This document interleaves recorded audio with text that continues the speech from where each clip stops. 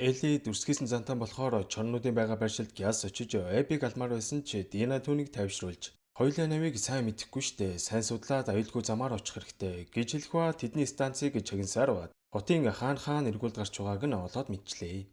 Ерөнхийдөө бол хотын зүүн эсхийг сорвтууд баруун эсхийг чоннууд эзэмшиж байгаа юм байна. Эртээд гарсан дэлбэрэлт юу болсон бэ гэхээр сөрөг зомби гарч ирснээр чоннууд тэдэн лүү гал нээж боо юм болсон ч зэвсэг техник сайтад тулдаа сөрөг зомбиг зогсоож чадчих л дээ. Дина газрын зургийг сайдар судалж байгаад аль замаар явхаа шийдэн манай хоёр хэрэгтэй зүйлсээ цөөхөлж аваад аян замдаа гарлаа. Нэрэл Динагийн хэлснээр ямар ч эргүүлийн цэргүүд байхгүй. Нилээн нам гүн байсан ч төв замын ээжүүд баахан сорвтуудыг хоморглон хөнөөсөн байхыг хараад манай хоёр жииргээл явчихна. Эбиг олно гэдэг амаргүй ажил гэдгийг ойлгосон Элич Динад хандан чи одоо ганцаараа биш гэдсэн чинь хүүхэд чинь байгаа. Хоёлоо ер нь буцах уу? Би чамайг хот руу хүргээд өгье гэж хэлсэн боловч Дина тас зөрж хоёулаа ирсэн ажлаа гүйцээчээд буцнаа л гэж авч байна. За ингээд манай хоёр өдөржингөө явсаар шүндэл болох алдад чоннуудын бааз дээр ирсэн боловч ямар ч хамгаалалт эргүүлэхэн байхгүй байсан нь их л с ิจ гтэй санагдаж байсан ч манай хоёр хашааг нь нэвтлээд яваал орлоо. Гэтэл Аби байтугай амьд хүний бараа чалга. Эли, зомби ч бай юу ч бай ямар ч үед бодохгүй шүү. Бууны чимээ гаргах юм бол эргүүлэхэн бит хоёрыг олоо мэдчихнэ. Би чамайг алмааргүй юм штэ гэж Динаг хэлэхэд Эли окей л гэж. За ингээд коридороор нилийн явж байтал саяхан өгсөн үний цогцоохыг хараад нуугдтал ялцчгүй нэг юм дуурайд шүү. Чид ингээд тусгай артал нэг сталкер нуугдчихэд юм да.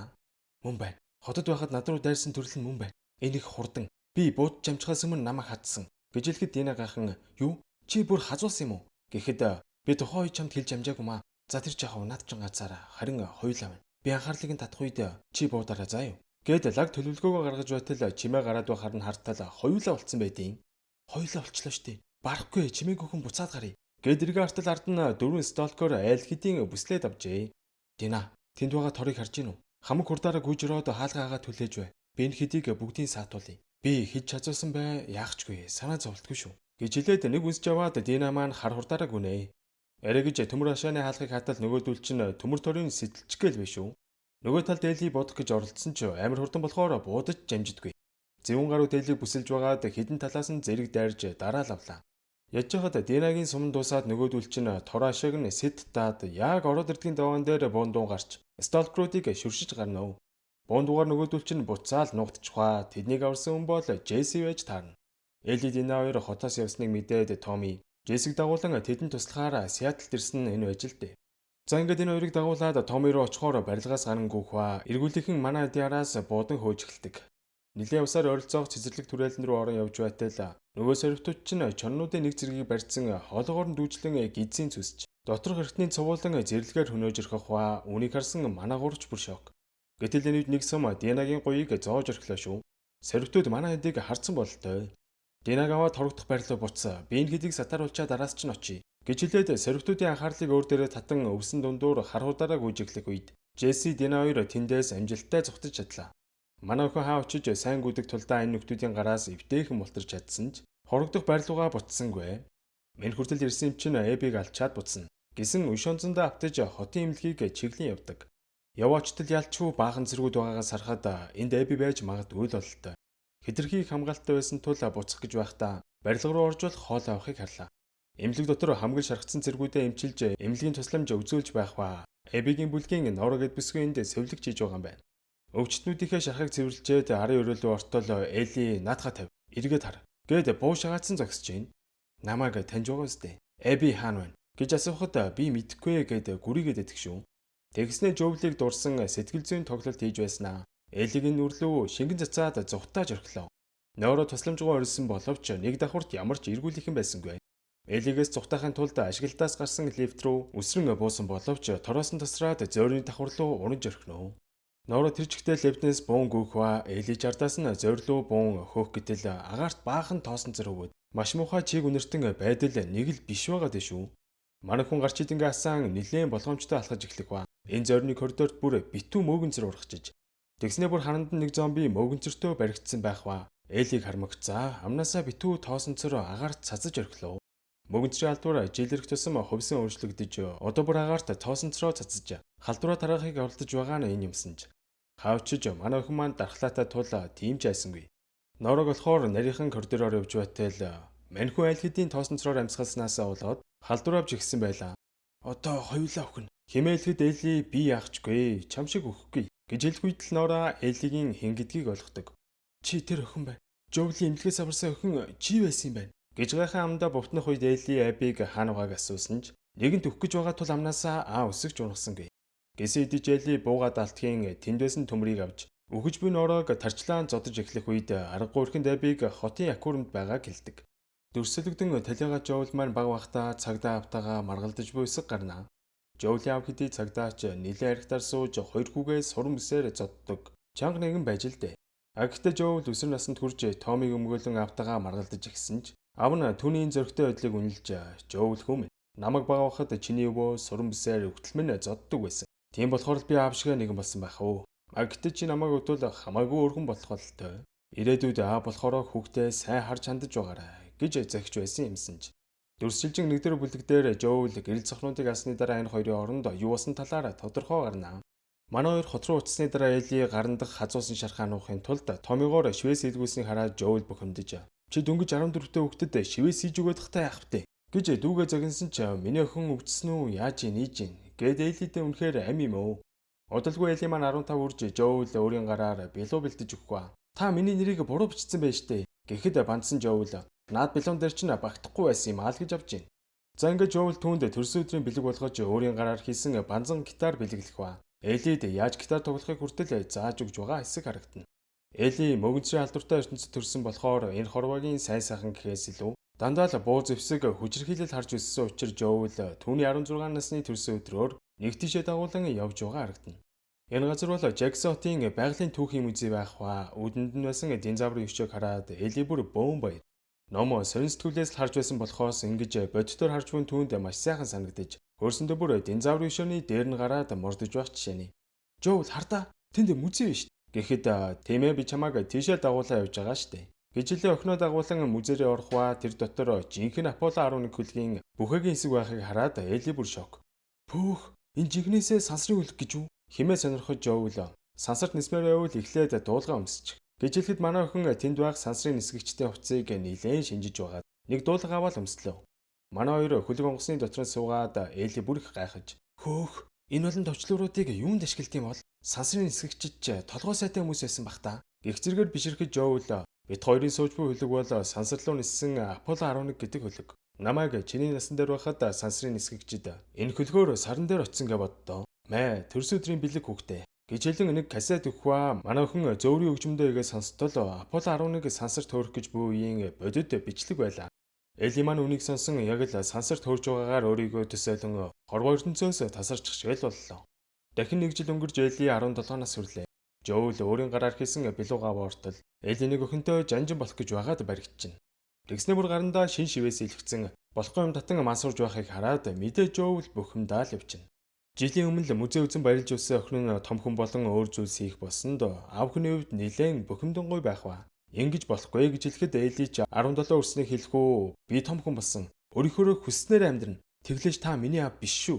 Гава ичнэ.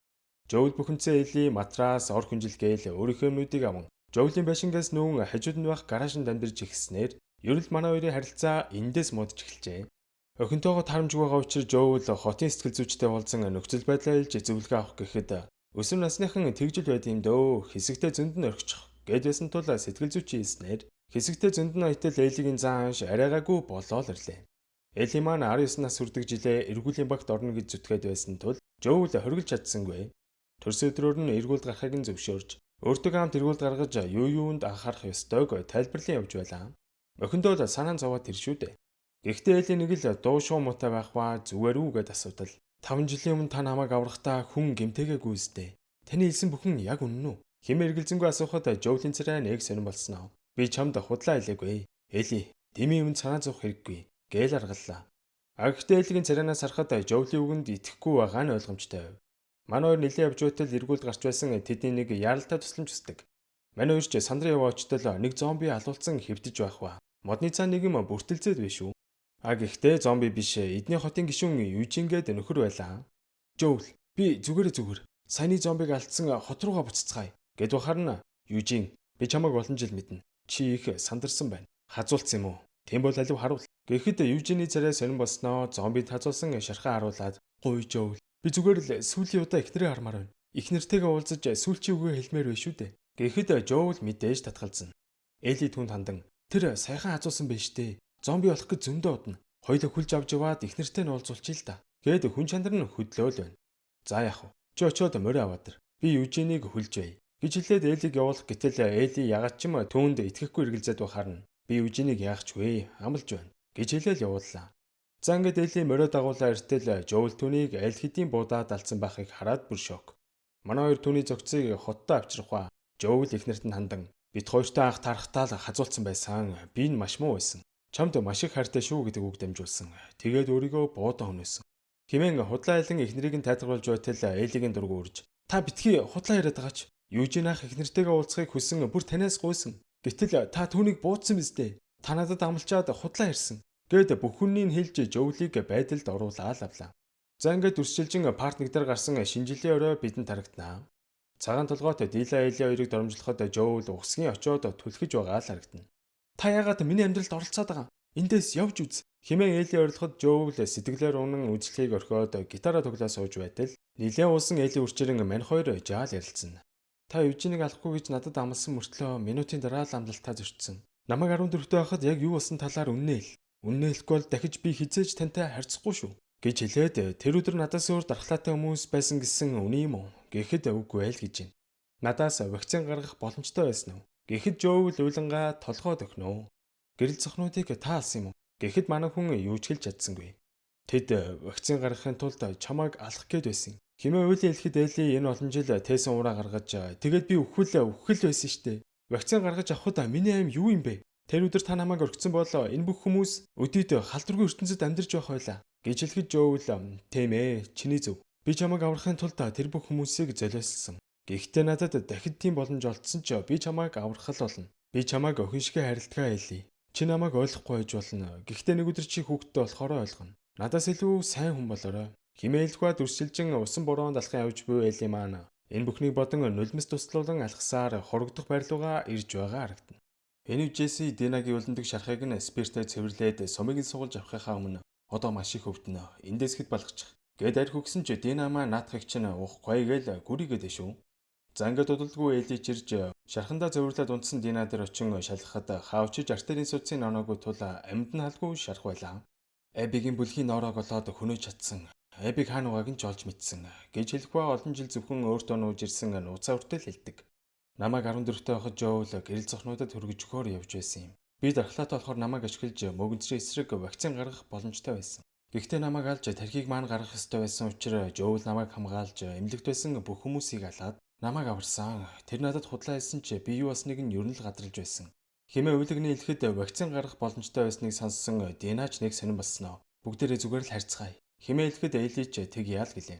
Маргааш өглөө нь Эли Джесси хоёр хэрэгцээтэй зүйлсээ цүнхлэн Томитой уулзах гээд гарахын өмнө Дина гарч ирсэн ээ. Элигийн гарт Аз авчирдаг сахиусаа зүлгэн өгж байхыг Джесси харан зогсож байлаа. Ер нь бол Дина Джессигээ сэтгэлээ татаж Эли тайртай болсон гэдг нь эндээс харагдж байгаа юм л да. За ингээд тэр хоёр Томитой уулзахаар явах замдаа Джесси нээхэм дуурахгүй яваал биш үү? Томи та хоёр бид хоёрыг яаж олсон юм бэ? Гэж асуухад бид хоёр та хоёрыг хайж 2 өдөр болсон. Тус тусдаа хотоор хайж байгаад та хоёрын хорогдох барийг олсон. Гэж хэлснэ Эли. Дина өчтөр би үхэж болохгүй гэдээ орлоод байсан. Бас арх өгөхөд бүр уугчгүй байсан. Тэр өх амьдралдаа хизээж архинд үгүй гэж байгаагүй. Би тэнийг бишээ Эли. Та хоёр бие биерүүгээ яаж хардгийг ч мэднэ. Та хоёрын дунд юу болоод байгааг ч гадралж байна. Дина жирэмсэн юм байна тийм үү? Гэхэд Эли эвгүй байдалд орж уучлаарай өгшөн гэж хэлсэн ч одоо уучлалт хугацааг биш. Би удахгүй аав болох нь Гялс Томиг олж уулзаад энэ хараал эцэг хотоос арилцгаая. Гэж хэлээд Томигийн байгаа газар ирнэ. Гэтэл марьхан байсангүй. Томиг хүлээх зураа энэ хоёр үйл ойлголцлоо шийдэхээр ярилцсан. Эли, би Динат өрхөж байсан үнэ. Гэхдээ бид хоёрын дундх зүйл одоо байхгүй болсон. Санаа зовх хэрэггүй өгшөн. Динагийн гидсэнд байгаа үгтэй хувьд гэвэл яагаад хоёр автаа байж болохгүй гэж хэмээснээр мань хоёр одоолныг буцаад сандж байтал станцанд дуурж шүү. Снайпертэй үл мэдэгдэх нөхөр манайх руу дайраад байна. Хурдан нэмэлт хүч дуудаж байна. Гэгцэргээр ярихад Томи чорнуутай алдаж байгаа юм байна гэдгийг ойлгон манай хоёр түүнийг болохоор барилгын дээвэр дээр гарan ажиглаж байтал энэ үхээ орхон Эбигийн байгаа аквариум харагдаад болдгүй шүү.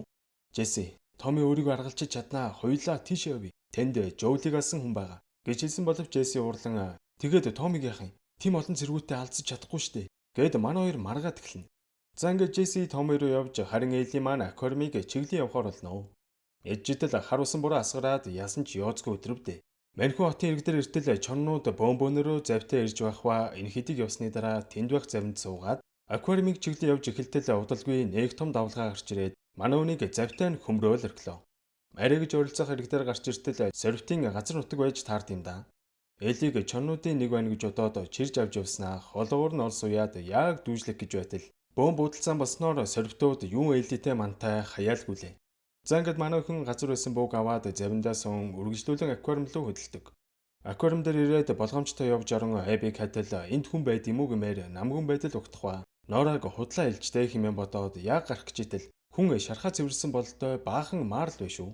За тэгэхээр цаашаа нэлийн явж байгаад нэг өрөөлөө яваа ортол Эбигийн бүлгийн Овен Мэл хоёр ярилцаа зогсож идэв. Үгүй байлгүй дээ. Чи Джексонд байсан охин биш үү? Гэхэд Эби хаана байна? Химээ асуусан боловч Овен би чамааг амьд үлдээсэн штэ. Чи санаж байгаа үстэй. Бит хоёрыг зүгээр л явуулчих. Гэсэн боловч манай охин Эбиг асуусаар л байв. За, 50 байгаарай. Би одоохон заагаад өгье. Гэж байснаа бууга аваад буудах гэхэд Эли Овны тарих руу буудан хөнөх ба Элигийн буудсан сум нь Овныг нэвтлээд Мэлийн үзүүг онцсон байт юм да. Гэтэл бүр Мэл жирэмсэн байсныг хараад Эли бүр шок. Новш гэж би юу хийж вэ? Гэж бодон Мэл туслах гэж оролдсон ч тэр хэтэрхийг цус алдаж байсан тул өгөх нь ойлгомжтой байв. Миний гизэг зүсээд хүүхдийг минь л аварчих. Гуй. Химээ хэлэхэд шоконд орсон Эли гидсийн зүс гэж оролдсон ч Мэл айл хэдийн амьсгал хурааж орхидог. Жирэмсэн хүн асандаа гутарсан Эли шоконд орсон байдалтай сууж байтал гаднаас Томи, Джесси хоёр орж ирэн түүнийг тавьжруулаад аваад гарлаа. Ямар ч тач манай гурав эрүүл саруул хорогдох байрандаа ирлээ. Гэсэн ч Эли жирэмсэн хүн өнөөсөндөө өөртөө ч итгэж чадахгүй байх бөгөөд үзэн ядалт улмал олон хүлд хүрэх юм байна гэдгийг одоо л ойлгож Эбиг олж хөнөх бодлоо орхин хамаг юм аавн явхад бэлэн болжээ. Гэтэл энэ үед гадаа буун дуун тас хийгээл явчихсан тэр. Манай хоёр сандраад хаалгаар гарах яг тэр акшнд Джессигийн тархийг буудан өнөөж орхидог. Бууга аяд гараад ир. Үгүй бол эний чинь ч гэсэн аллаа шүү. Химээ Эби Томиг алах гэж байсан учраас Эли буугаан бууж өгнө. Чи байх шивдэ. Танахан миний найзуудыг алсан байлээ. Гэхэд үгүй ээ, би бүгдийг алсан. Зүгээр наадуулаагаа явуулчих. Намайг л ал. Химээхэд Эби, юу гинэ? Би чамайг тэр ууланд амьд үлдээгээ өстэй. Гэтэл чи ингэж зүрхлэнэ гинэ. Химээн буу тас хийснээр Last of Us зурлын маань 2 дугаар бүлэг инхүү төгсөж байна. За тэгээд 3 дугаар бүлэг гарах нь бол ойлгомжтой. Сая 3 сард зураг авалтаа хийж гисэн ямар тач 2027 онд багтаад HBO-оор цацагдах юм шиг байлээ. 2 дугаар бүлэг дээр бүх зүйлийг Элигийн өнцгөөс харуулсан бол 3 дугаар бүлэг дээр яг тоглоом дээр гардаг шиг Эбигийн өнцгөөс бүх зүйл юу болсон талаар гарах юм шиг байлээ. За тэгээд энэ хүртэл үзсэн та нартай баярлалаа. Шинэ бичлэгээрээ иргэн уулзцаая guys.